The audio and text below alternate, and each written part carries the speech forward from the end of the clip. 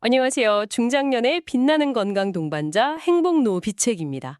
오늘 여러분의 노후를 더 건강하고 행복하게 만들어드릴 아주 특별한 이야기를 준비했는데요. 혹시 당뇨 때문에 이거 먹어도 되나 저거 먹어도 되나 마음껏 드시지 못해서 힘드신가요? 또 약 없이 정말 음식만으로 혈당을 관리하고 싶다는 생각 한 번쯤 해보셨을 것 같아요. 오늘 의사이면서 동시에 이 당뇨를 직접 겪고 또 극복하고 계신 분의 생생한 경험과 비법을 저희가 모두 알려드릴 테니까요. 채널 고정해주세요. 오늘 이 내용 끝까지 들으시면요. 당장 오늘 저녁 식탁에서부터 실천할 수 있는 아주 놀라운 해답을 얻으실 수 있을 겁니다.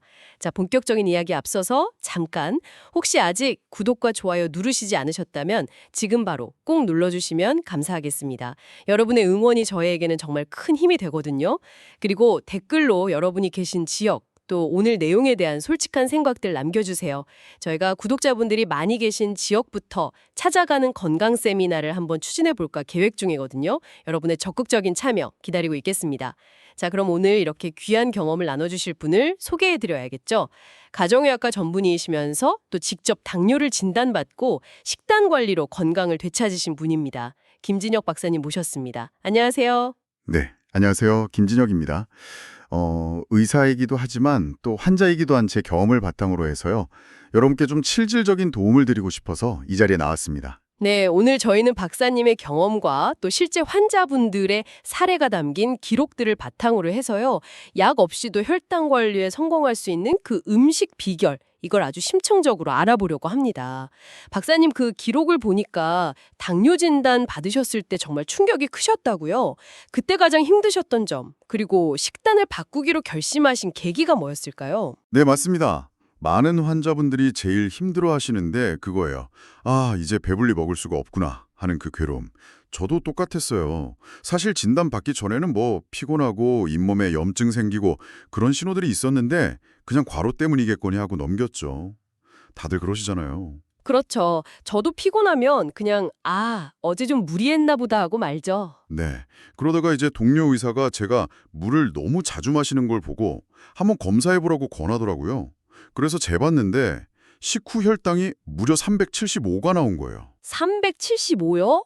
와, 정상 범위가 140 미만인데 엄청 높았네요. 네. 정말 큰 충격이었죠. 아, 이건 정말 심각하구나. 뭐라도 당장 바꿔야겠다. 그래서 다른 것보다 음식부터 바꾸기로 결심한 겁니다. 그 배고픔의 고통, 이걸 어떻게 해결할까? 그게 제일 큰 고민이었어요. 그 기록에서 보니까 그래서 처음 선택하신 음식이 의외로 닭백숙이라고 나와서 좀 놀랐어요. 보통 기력 보충 음식, 보양식으로 생각하는데 이게 당뇨 환자에게도 좋은 건가요? 네, 그렇습니다. 이게 또 의외로 괜찮아요. 그 기록에도 나오는 60대 남성 환자분 사례를 좀 말씀드리면요. 이분이 평생 고기랑 밥을 정말 좋아하셨어요. 한국인이라면 그렇죠. 네. 근데 당뇨 진단 딱 받고 나니까 먹는 게 너무 우울하다고 하시는 거예요. 먹는 즐거움이 다 사라졌다고. 그래서 제가 닭백숙을 한번 드셔보시라고 권했죠. 기록에도 나오지만 처음엔 영 반신반의 하셨어요. 에이, 그거 밍밍해서 맛도 없고 그거 먹고 배가 차겠냐고요. 하하, 그럴 수 있죠. 좀 심심한 느낌이 드니까. 네. 근데 며칠 뒤에 오셔서는 박사님 이거 괜찮네요. 배부르게 먹었는데 이상하게 혈당이 안정적이에요. 하시면서 되게 만족해 하셨어요. 우와, 배불리 먹었는데 혈당이 안정된다. 이게 진짜 핵심 포인트 같은데요? 닭백숙이 당뇨 환자에게 특별히 좋은 이유, 기록에 3가지로 정리되어 있더라고요. 네, 맞습니다. 첫 번째는요, 소화가 잘 된다는 거예요. 당뇨 환자분들 중에는 위장 기능이 좀 약해진 분들이 꽤 많으시거든요. 근데 닭고기는 아시다시피 소고기나 돼지고기보다 훨씬 부드럽잖아요. 소화 흡수가 잘 돼서 위에 부담이 적습니다. 소화 부담이 적군요. 두 번째는 지방의 질 문제입니다. 닭고기 지방은 상대적으로 포화지방 함량이 낮아요. 특히 껍질을 제거하면 확 줄어들죠. 좋은 지방을 섭취할 수 있다는 겁니다. 껍질 제거가 중요하겠네요. 그리고 세 번째, 이게 정말 중요한데요. 양질의 단백질 공급원이라는 점이요. 당뇨 관리할 때 근육량 유지가 정말 중요하거든요. 근육이 우리 몸에서 혈당을 사용하는 큰 공장 같은 역할을 해요. 근데 근육이 줄어들면 이 공장 기능이 떨어지는 거죠. 그러면 인슐린 저항성이라고 해서 혈당 조절이 더 힘들어져요. 닭백숙은 흡수가 잘 되는 단백질을 공급해 주니까 근육 유지에도 좋고 결국 혈당 조절에도 도움을 주는 거죠. 그렇군요. 근육의 혈당 공장이라니 이해가 확 되네요. 기록에 보면 운동을 열심히 하는데도 자꾸 피곤하다는 환자분께도 닭백숙을 권하셨다고 나오던데 이것도 같은 이유겠네요? 네, 정확합니다. 그분은 혈당이 높은 상태에서 너무 위용만 앞서서 과도하게 운동을 하신 거예요. 그러다 보니까 오히려 근육이 소모돼서 더 피곤해진 경우였죠. 아, 운동을 많이 하는데 단백질 섭취가 부족해서요? 그렇죠. 에너지는 계속 쓰는데 재료인 단백질은 부족하니까 몸에서 근육을 가져다 쓴 거죠. 그래서 닭백숙으로 소화 잘 되는 단백질을 보충해 주니까 근육 소모가 줄고 한 달 정도 지나니까 운동해도 예전만큼 피곤하지 않다면서 활력을 되찾으셨다는 기록이 있습니다. 와, 정말 효과가 있었네요. 그럼 이 좋은 닭백숙 어떻게 먹는 게 가장 효과적일까요? 기록에서 강조하는 주의점 같은 게 있을까요? 가장 중요한 원칙은 딱 하나입니다. 쌀, 특히 찹쌀을 절대 넣지 않는 것. 찹쌀은 아시다시피 혈당을 정말 빠르게 올립니다. 죽으로 끓여 먹는 것도 마찬가지고요. 아, 찹쌀은 안 되는군요. 네, 그냥 닭고기 살코기하고 그 맑은 국물, 그리고 곁들이는 채소 반찬 위주로 드시는 게 제일 좋습니다. 간은 약간 하셔도 돼요. 기록에도 나오지만 약간의 소금 간은 오히려 만족감을 높여서 막 허겁지겁 과식하는 걸 막는 데 도움이 될 수 있다고 해요. 물론 고혈압 환자분들은 당연히 조절하셔야 하고요. 조리법도 거창할 필요 없어요. 닭 한번 살짝 데쳐서 불순물이나 기름기 좀 제거하고 마늘이랑 후추 정도 넣고 푹 끓이면 됩니다. 인삼, 대추 이런 거 넣어도 좋지만 오히려 단순하게 끓여야 질리지 않고 꾸준히 먹기 좋다는 의견도 많아요. 그렇군요. 심플하게. 그럼 얼마나 자주 먹는 게 좋을까요? 매일 먹어도 되나요? 아니요, 매일 드시는 건 좀 그렇고요. 그것도 균형이 중요하죠. 평소에 단백질 섭취가 좀 부족했다 싶으신 분들은 주 1회나 2회 정도 드시면 좋고요. 평소에 두부라든지 생선, 달걀 같은 다른 단백질 식품을 다양하게 잘 챙겨 드시는 분이라면 2주에 한 번 이렇게 간격을 좀 더 늘려도 괜찮습니다. 결국 균형의 핵심이군요. 네, 닭백숙이 좋다고 해서 그것만 계속 드시면 안 되고요. 다양한 단백질 공급원을 번갈아 가면서 균형을 맞추는 게 중요해요. 기록에서는 닭백숙을 단순히 영양 공급 측면뿐만 아니라 나도 배불리 먹을 수 있구나 하는 그 심리적인 안정감을 주는 아주 지속 가능한 관리 방법 중 하나로 평가하고 있습니다. 포만감 있게 섭취하는 것이 혈당 관리에 유리하다. 이 원리를 기억해야겠어요. 네, 정확히 보셨습니다. 그 원리를 아는 게 중요해요. 그런데 사실 닭백숙 좋긴 한데 매번 해먹기는 좀 번거로울 수도 있을 것 같아요. 그래서 기록에 더 간편한 아침 식사 대안으로 누룽지, 미역 조개국, 사례도 나오더라고요. 70대 여성 환자분 이야기였죠. 네, 맞습니다. 그분 같은 경우는 아침을 자주 거르시고 점심에 몰아서 과식하는 습관이 있으셨어요. 이게 정말 안 좋은 습관이거든요. 공복 시간이 길었다가 갑자기 많이 먹으면 혈당이 아주 그냥 롤러코스터를 타요. 혈당 스파이크라고 하죠. 아, 그게 위험하군요. 네. 그래서 아침에 간단하게라도 꼭 챙겨 드시라고 하면서 이 누룽지 미역 조개국을 권해드렸는데 이게 의외로 효과가 좋았다는 기록이 있습니다. 누룽지요? 저는 사실 그 기록 보고 좀 의아했어요. 누룽지도 결국 밥, 탄수화물인데 괜찮을까? 하고요. 기록에서도 그 점을 짚고 넘어가더라고요. 네, 당연히 그 질문이 나올 수 있죠. 맞습니다. 누룽지도 탄수화물이라 많이 먹으면 당연히 혈당이 오릅니다. 여기서 핵심은 두 가지예요. 적정량 그리고 균형. 기록을 보면 사용하는 누룽지 양이 정말 적어요. 손바닥 반 정도 크기의 작은 누룽지 한 줌. 그 정도 소량만 사용하는 거예요. 아, 정말 조금이네요. 네, 대신에 미역하고 조개를 듬뿍 넣는 거죠. 미역항에는 식이섬유가 풍부하고 조개에는 단백질이 들어있잖아요. 이게 누룽지에 있는 탄수화물이 천천히 흡수되도록 도와주는 역할을 하는 겁니다. 아하, 그러니까 누룽지는 조금만 넣고 다른 좋은 재료들로 영양 균형을 맞추는 거군요. 그렇죠. 그 환자분도 이걸 드시고 나서는 속도 편하고 점심때 폭식하는 것도 줄었다. 그리고 혈당이 오르락내리락하는 폭도 훨씬 작아졌다고 말씀하셨다는 내용이 기록되어 있어요. 그리고 기록 분석을 보면 누룽지가 국물에 퍼지면서 양이 많아 보이는 시각적인 효과도 있어서 포만감을 느끼는 데 도움이 된다고 하더라고요. 심리적인 부분까지 고려한 거네요. 네, 그것도 무시 못하죠. 또 조리법도 간단해야 꾸준히 할 수 있잖아요. 미역은 참기름이나 들기름 고리고요. 그냥 맑게 끓이려면 액젓으로 살짝 볶아서 감칠맛만 내고 조개는 너무 오래 끓이면 질겨지니까 마지막에 넣어서 입만 벌리면 바로 불 끄고 거기에 누룽지 넣어서 살짝만 끓이면 끝. 아주 간단하죠? 간단하게 꾸준히 이게 중요하다는 걸 강조하고 있어요. 그렇군요. 자, 그리고 식후 졸음 문제. 이것도 기록에 자주 나오는데 이게 췌장이 힘들다는 신호일 수 있다. 이렇게 경고하고 있어서 좀 섬뜩했어요. 50대 남성 환자 사례가 있던데요. 네, 그분은 점심 식사만 하면 너무 졸려서 오후 업무 보기가 힘들 정도라고 하셨죠. 많은 분들이 그냥 밥 먹었으니 졸린가 보다, 식곤증이라고 가볍게 생각하시는데 특히 당뇨 위험군이나 이미 당뇨가 있는 분들에게는 이게 아주 중요한 신호일 수 있습니다. 췌장이 나 힘들어 하고 보내는 신호일 수 있거든요. 췌장이 힘들다는 신호라니. 네. 그래서 그분께는 식후 1시간 혈당 측정을 한번 해보시라고 권유했다는 기록이 나와요. 보통 우리가 식후 2시간 혈당을 많이 재잖아요. 근데 실제 혈당이 가장 높이 치솟는 피크타임은 식후 1시간 정도에 나타나는 경우가 많아요. 2시간이 아니라 1시간이요? 네. 그래서 실제로 재봤더니 200이 훌쩍 넘게 나온 거예요. 정상은 140 미만인데 말이죠. 그 수치를 환자 본인이 직접 눈으로 확인하니까 내가 이래서 그렇게 졸렸구나 하고 식사량 조절의 필요성을 확 느끼게 된 거죠. 그 후로 식사량을 좀 줄이고 탄수화물보다는 단백질, 채소 위주로 식단을 바꾸셨더니 졸음이 정말 많이 줄었다고 기록되어 있습니다. 그런데 집에서 재는 자가혈당 측정기, 그거 정확한 건가요? 병원에서 재는 거랑 좀 다르다는 말도 있어서요. 기록에서도 이 부분을 다루고 있더라고요. 네, 좋은 질문입니다. 솔직히 약간의 오차는 있을 수는 있어요. 보통 플러스 15 정도 오차는 감안해야 한다고 이야기합니다. 하지만 중요한 건 그 절대적인 수치 하나하나에 너무 연연할 필요는 없다는 거예요.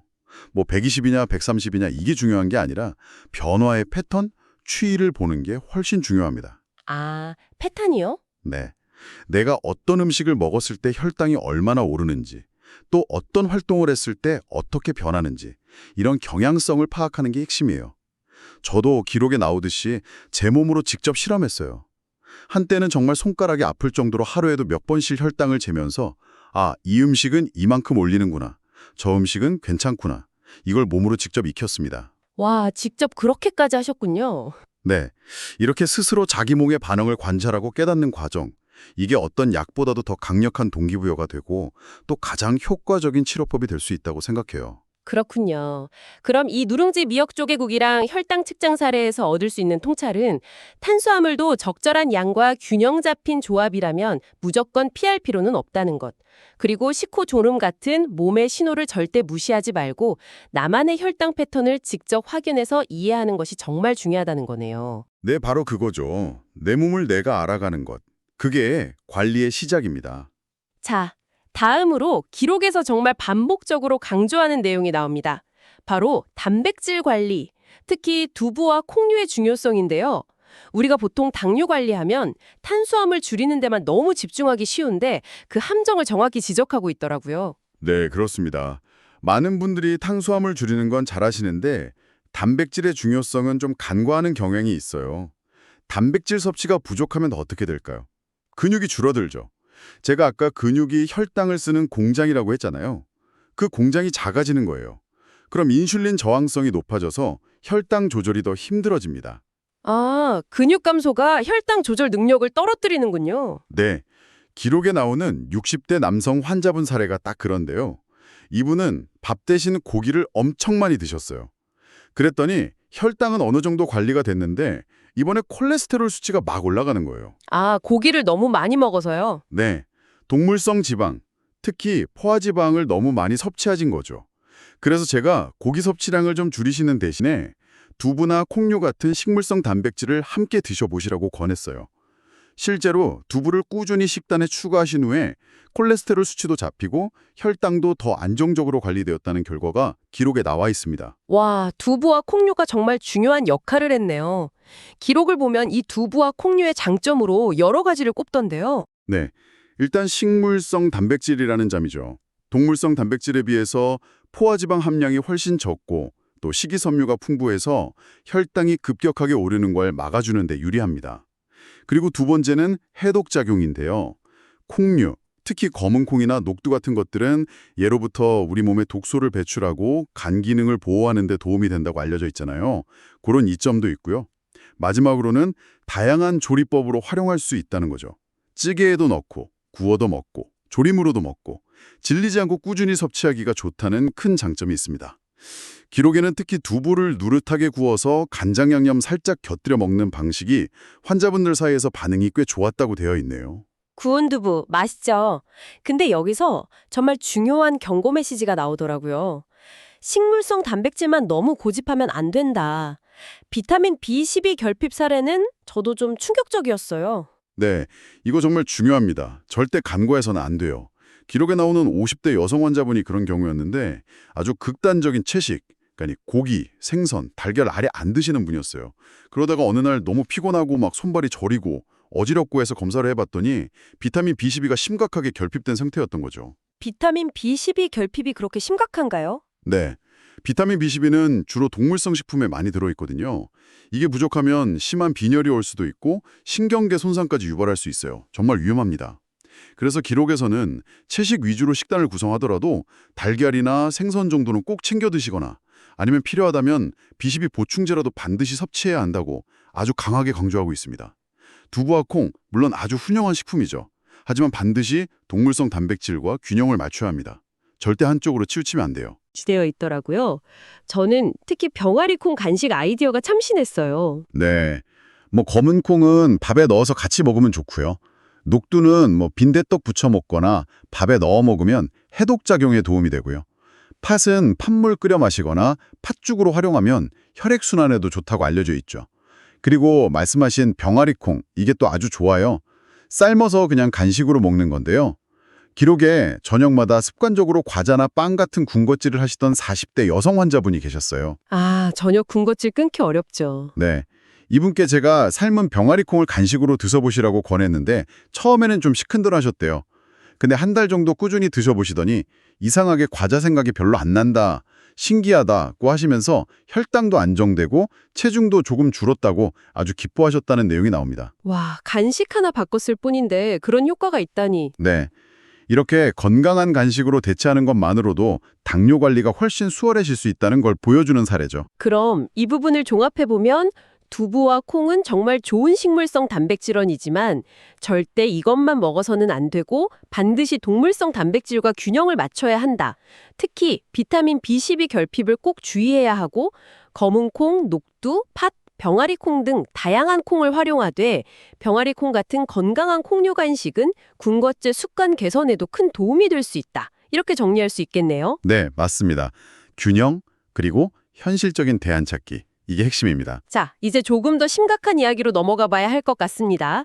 기록에서는 혈당 수치 자체보다 진짜 무서운 건 합병증이라고 계속 경고하고 있어요. 특히 급성합병증 사례들이 아주 생생하게 담겨 있더라고요. 네. 결국 우리가 당뇨를 관리하는 궁극적인 목표는 이 합병증을 막기 위해서입니다. 이게 한 번 오면 삶의 질이 정말 크게 떨어지거든요. 먼저 저혈당 사례부터 말씀드릴게요.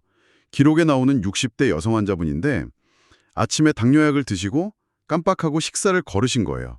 그러다가 갑자기 손이 떨리고 식은땀이 나고 눈앞이 흐려지면서 거의 저혈당 쇼크 직전까지 왔던 아찔한 상황이었죠. 와, 정말 위험했네요. 네, 그래서 약은 반드시 정말 소량이라도 음식과 함께 먹어야 한다는 것. 그리고 혹시 모를 저혈당 증상, 힘 빠짐, 식은땀, 눈 아프림, 멍해짐 등에 대비해서 주머니나 가방에 항상 알사탕 한두 개나 작은 주스를 가지고 다니시라고 조언한 내용이 나옵니다. 여기서 중요한 건 저혈당 왔다고 불안해서 막 초콜릿 한 통 다 먹고 이러면 안 된다는 거예요. 기록에서도 강조하듯이 사탕 한두 개, 주스 반 컵 정도만 조금만 보충하는 게 원칙입니다. 그래야 혈당이 또 너무 치솟는 걸 막을 수 있어요. 그렇군요. 저혈당 대처법 꼭 기억해야겠어요. 반대로 고혈당 쇼크 사례도 나오죠. 불규칙한 식사, 스트레스성 음주 후에 응급실까지 실려오셨던 50대 남성분 이야기요. 네, 그분은 혈당이 너무 높아져서 혈액이 끈적끈적해지고 몸에 수분이 부족해지는 탈수 상태까지 빠진 아주 위험한 경우였습니다. 고혈당성 고삼투압증후군이라고 하는데요. 이유 없이 체중에 막 빠진다거나 목이 너무 심하게 마르다거나 소변을 너무 자주, 많이 본다거나 몸이 극도로 피곤하다거나 이런 고혈당 신호들을 절대 무시하면 안 됩니다. 특히 갑자기 평소보다 물을 비정상적으로 많이 마시기 시작했다면 이건 정말 위험 신호일 수 있다고 기록은 경고하고 있어요. 고혈당 신호도 잘 알아둬야 했네요. 네. 또 기록에는 아주 극단적인 저탄수화물 다이어트를 하다가 케톤 산증에 빠진 젊은 여성 환자 사례도 있어요. 우리 몸이 탄수화물 공급이 안 되니까 지방만 계속 태우면서 케톤체라는 찌꺼기가 쌓여서 혈액이 산성으로 변하는 이것도 아주 위험한 상태입니다. 입에서 아세톤 냄새 같은 게 나기도 하고요. 와, 정말 다양한 급성 합병증이 있군요. 이런 급성 합병증 말고 만성 합병증의 위험성도 물론 강조하고 있고요. 그리고 약에 대한 관점이 좀 흥미로웠어요. 약을 많이 쓴다고 해서 무조건 안전한 건 아니다, 이 부분이요. 그렇습니다. 사실 더 무서운 건 만성합병증이죠. 심장질환, 뇌졸중, 발이 썩어 들어가는 당뇨병, 콩팥이 망가지는 신부전, 시력을 잃는 망막병증, 손발이 저리고 감각이 없어지는 심경병증, 그리고 치매까지. 혈당 관리가 안 될수록 이런 합병증 위험은 점점 커집니다. 그런데 기록은 여기서 아주 중요한 점을 지적해요. 여러 연구 결과를 인용하면서 말이죠. 약을 많이 써서 억지로 정상 혈당을 유지하는 사람보다 약을 덜 쓰거나 아예 안 쓰더라도 생활습관 관리를 잘해서 혈당을 안정적으로 유지하는 사람이 오히려 합병증 위험은 더 낮을 수 있다는 거예요. 아, 정말요? 약을 덜 쓰는 게 더 안전할 수도 있다고요? 네. 물론 혈당이 너무 높으면 약이 필요하지만 약은 어디까지나 보조적인 수단이라는 거죠. 근본적인 치료는 결국 식습관과 생활습관 개선이라는 점을 기록은 정말 누누이 강조합니다. 실제로 진료실에서 보면 아유, 난 약 꼬박꼬박 먹으니까 괜찮아 라고 생각하시다가 뒤늦게 다리가 저리다, 눈이 침침하다 하면서 합병증 증상을 호소하시는 안타까운 분들이 정말 많아요. 기록에도 그런 사례들이 나오고요. 늦었다고 생각될 때가 가장 빠른 때입니다. 지금이라도 생활관리를 시작해야 해요. 합병증 사례들을 보니까 정말 정신이 번쩍 드네요. 저혈당, 고혈당 같은 급성 위기 상황 대처법을 잘 알아두는 것도 중요하지만 결국 만성 합병증을 예방하려면 약에만 의존할 게 아니라 근본적인 생활 습관 개선에 힘써야 한다는 말씀이시군요. 네, 그렇습니다. 내 몸이 보내는 작은 신호들을 놓치지 않고 미리 예방하는 데 초점을 맞추는 것이 가장 현명한 방법입니다. 자, 그럼 마지막으로 이 모든 것을 가능하게 하는 그 기반, 생활 속 루틴의 중요성을 여러 성공 사례를 통해 보여주고 있습니다. 기록에 따르면 약 없이 혈당을 잘 관리하는 분들의 공통점이라고 하던데요. 구체적으로 어떤 것들이 있을까요? 네, 뭐 대단하고 거창한 비밀이 있는 게 아니에요. 기록 속 성공 사례들을 보면 다들 아주 사소한 습관들을 꾸준히 실천하고 있다는 공통점이 있습니다. 첫째는 식사 루틴이에요. 밤양 조금씩 줄이기, 매 끼니마다 채소 꼭 두세 가지 이상 챙겨 먹기, 탄수화물 줄이고 단백질과 채소 늘리기, 가급적 매 끼 일정한 양을 먹으려고 노력하기, 그리고 아까 말한 병아리콩처럼 간식도 건강한 걸로 바꾸기, 이런 것들이죠. 식사 루틴. 어렵지 않으면서도 중요하네요. 둘째는 운동 루틴입니다. 식사 후에 바로 TV 앞에 벌러덩 눕지 않고 딱 10분이라도 걷기. 그리고 막 헬스장 가서 1시간씩 힘들게 운동하는 것보다 오히려 하루 종일 틈틈이 조금씩 움직이는 게 더 효과적일 수 있다는 거예요. 예를 들면 1시간 앉아 있었으면 5분 정도 일어나서 스트레칭하거나 제자리 걸음이라도 하는 거죠. 실제로 이렇게 해서 혈당뿐만 아니라 고질적인 허리 통증까지 좋아졌다는 환자 사례도 기록에 있습니다. 와, 허리 통증까지요. 정말 일석이조네요. 그렇죠. 셋째, 수면 루틴입니다. 밤 11시 이전에는 잠자리에 들고 매일 비슷한 시간에 자고 일어나는 규칙적인 수면 습관을 유지하는 거예요. 잠을 못 자면 스트레스 호르몬이 나와서 혈당이 올라간다는 건 이미 여러 연구를 통해 밝혀졌거든요.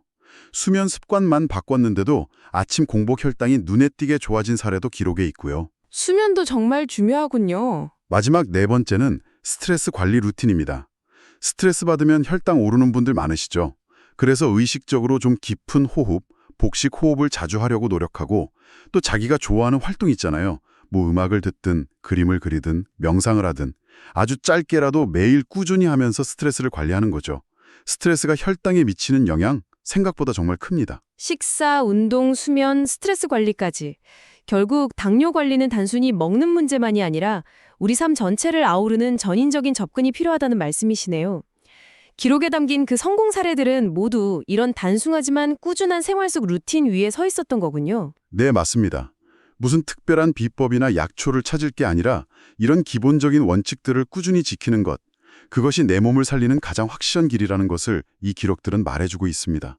당뇨, 이거 결코 절망적인 병이 아닙니다. 알면 충분히 관리할 수 있고요. 관리하면 얼마든지 건강하게, 행복하게 살아갈 수 있는 상태예요. 약에만 너무 의존하지 마시고 오늘 저희가 함께 나눈 이런 내용들을 생활 속에서 하나씩 실천하시면서 내 몸을 살리는 습관을 만들어 가시면 좋겠습니다. 분명히 삶이 달라지실 거예요. 네, 박사님 오늘 정말 귀한 말씀 너무 감사합니다. 의사이자 또 환자로서 겪으신 그 경험에서 우러나온 진솔한 조언들이 오늘 방송 들으시는 많은 분들께 정말 큰 용기와 희망을 주었을 것 같습니다. 닭백숙의 원리부터 누룽지, 미역조개 국의 지혜, 또 두부와 콩을 활용한 단백질 균형의 중요성, 그리고 무서운 합병증에 대한 경각심과 대처법, 마지막으로 이 모든 것을 가능하게 하는 생활 속 작은 루틴까지 정말 오늘 당장 실천해 볼 수 있는 구체적인 방법들을 많이 얻어가는 것 같습니다. 행복노후비 책 시청자 여러분, 오늘 내용 정말 유익하셨죠? 그렇다면 잊지 마시고 구독과 좋아요, 알림 설정까지 꼭 부탁드립니다. 그리고 오늘 내용 나만 알기 너무 아깝다 하시면 주변의 소중한 가족, 친구, 동료분들께도 이 영상을 꼭 공유해 주세요. 여러분의 작은 실천 하나가 주변 사람들의 건강을 바꾸고 더 나아가 우리 사회 전체를 더 건강하게 만들 수 있습니다. 댓글로 여러분의 소감이나 궁금한 점, 그리고 현재 살고 계신 지역 꼭 좀 남겨주세요. 저희가 다음 컨텐츠 제작이나 또 말씀드렸던 오프라인 건강 세미나 기획할 때 여러분의 의견을 적극적으로 반영하도록 하겠습니다. 자, 다음 시간에는요, 다음 영상 주제 예고, 침침한 눈 이제 그만, 중년 눈 건강을 위한 특급 비결에 대해서 더욱 유익하고 알찬 정보를 찾아뵙겠습니다. 여러분의 건강하고 행복한 노후를 저희 행복노후 비책이 늘 함께 응원하겠습니다. 네, 감사합니다. 건강하세요.